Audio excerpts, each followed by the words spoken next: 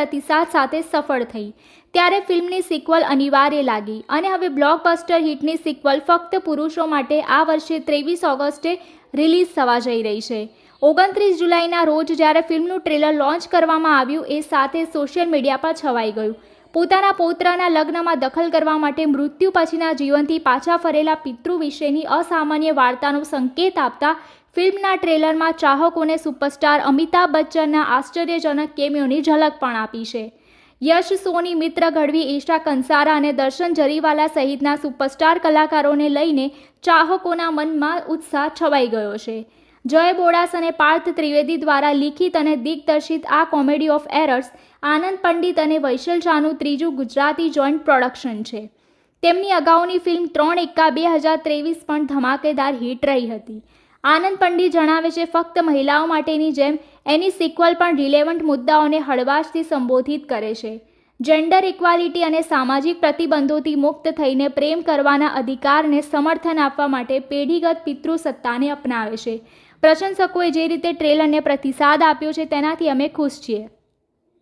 આ ફ્રેન્ચાઇઝીમાં તેઓ જે સ્તરે ઇમોશનલી જોડાયા છે તે જોવું ખૂબ જ આનંદદાયક છે અને અમે આશા રાખીએ છીએ કે જ્યારે ફિલ્મ 23 ઓગસ્ટે સિનેમાઘરોમાં રિલીઝ થશે ત્યારે તેમની અપેક્ષાઓ પર અમે ખરા ઉતરીશું। વૈશલ શાહ કહે છે, કોમેડી સાથે મહિલાઓની લાગણીઓ પર આધારિત ફક્ત મહિલાઓ માટેની સિક્વલનું અનુસરણ કરવું ખૂબ જ આનંદની વાત છે, પરંતુ આ ફિલ્મનું મૂળના સાક્ષી પારિવારિક મનોરંજન છે। અમે ઈચ્છીએ છીએ કે દર્શકો આ વર્ષની અત્યાર સુધીની સૌથી મોટી મનોરંજક કૌટુંબિક એન્ટરટેનના સાક્ષી બને।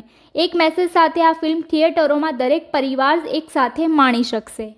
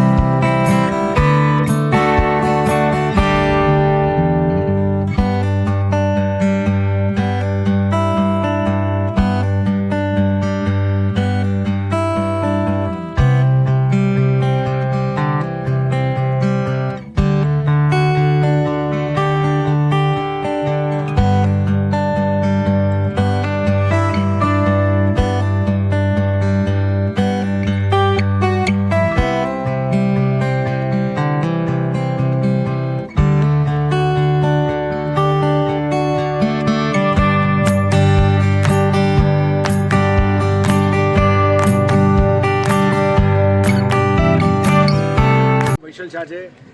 અમે લોકો આજે ફિલ્મનું લોન્ચ કરેલું, ટ્રેલર લોન્ચ કરેલું અહીંયા પીવીઆર એક્રોપોલિસમાં ફક્ત પુરુષો માટે, જે ફિલ્મ અમે લોકો લાવી રહ્યા છે થિયેટરમાં 23મી ઓગસ્ટે।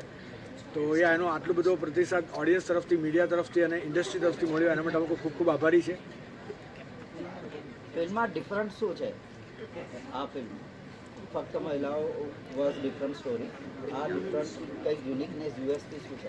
આ ફિલ્મના અનાઉન્સમેન્ટ ઉપર જ અમે લોકોએ સાથે આપણે બધાને જણાવેલું કે ફિલ્મની વાર્તા અલગ છે, એના પાત્રો અલગ છે, પણ કવિ એ જ છે અને ટીમ પણ સેમ છે। But yes, so this time we are coming up with the different story અને બહુ જ મજા આવશે। એક ફેમિલી એન્ટરટેનમેન્ટ લઈને આવી રહ્યા છે, એટલે નાના બાળકથી લઈને ઘરના આપણા વડીલ સુધી બધા ફેમિલી મેમ્બર્સ એક સાથે બેસીને ફિલ્મ જોઈ શકે એ પ્રકારે અમારો પ્રયત્ન રહ્યો છે। ફિલ્મની શૂટિંગ કેટલી જગ્યાએ થઈ છે, કેટલો સમય લાગ્યો છે? ફિલ્મની શૂટિંગ કમ્પ્લીટ કરી અમુક 35 ડેઝમાં। એનું અમદાવાદ, મુંબઈ અને અમદાવાદની આસપાસના ઘણા બધા એરિયામાં અમુક શૂટિંગ કરી। વીએફએક્સનો કેટલો ભાગ છે આમાં? VFX is one of the hero of the film એવું આપણે કહી શકાય, કારણ કે VFXનો બહુ જ લાંબો પાર્ટ છે. 46 મિનિટનું ઓલમોસ્ટ VFX છે ફિલ્મની અંદર, અને I am sure that people will love it. વૈશલજી અને આનંદજી બંનેને કન્ફ્યુઝ છે. ત્રણ ફિલ્મ્સ એક સાથે કરેલી છે. હા, પણ તમારું કંઈક Yeah, we also did one last film ચહેરે, જેમાં હું એક એઝ અ કો પ્રોડ્યુસર ફિલ્મ સાથે સંકળાયેલો હતો. Yes, we did one. અત્યારે એવું છે કે હિન્દી ફિલ્મ, બોલિવૂડ જેને આપણે કહીએ હિન્દી ફિલ્મમાં અનફોર્ચ્યુનેટલી ઓરિજિનલ ફિલ્મ્સ આવતી નથી, બધી ઇન્સ્પાયર્ડ ફિલ્મ આવે છે. એટલે મારો સ્વાર્થ એ છે કે રિજનલ ફિલ્મ્સ તમને જમીન સાથે જોડેલી ફિલ્મો હોય છે, એમાં ઓરિજિનલ કોન્સેપ્ટ હોય છે, મરાઠી હોય, ગુજરાતી હોય, ઇવન પંજાબી હોય, સાઉથની હોય, કોઈ પણ ભાષાની. તો regional films are doing very well. એટલે અત્યારે હિન્દી ફિલ્મનો એટલો મોર લોકોને રહ્યો નથી, લોકો વધારે રિજનલ ફિલ્મ તરફ જઈ રહ્યા છે.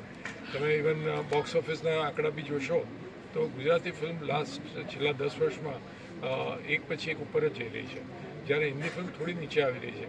એટલે ત્યાં ક્રિએટિવિટીનો અત્યારે થોડો અભાવ છે, પણ ચોક્કસ જ હું ને વૈશલ કોઈ સારી હિન્દી ફિલ્મ ચોક્કસ સાથે બનાવશું.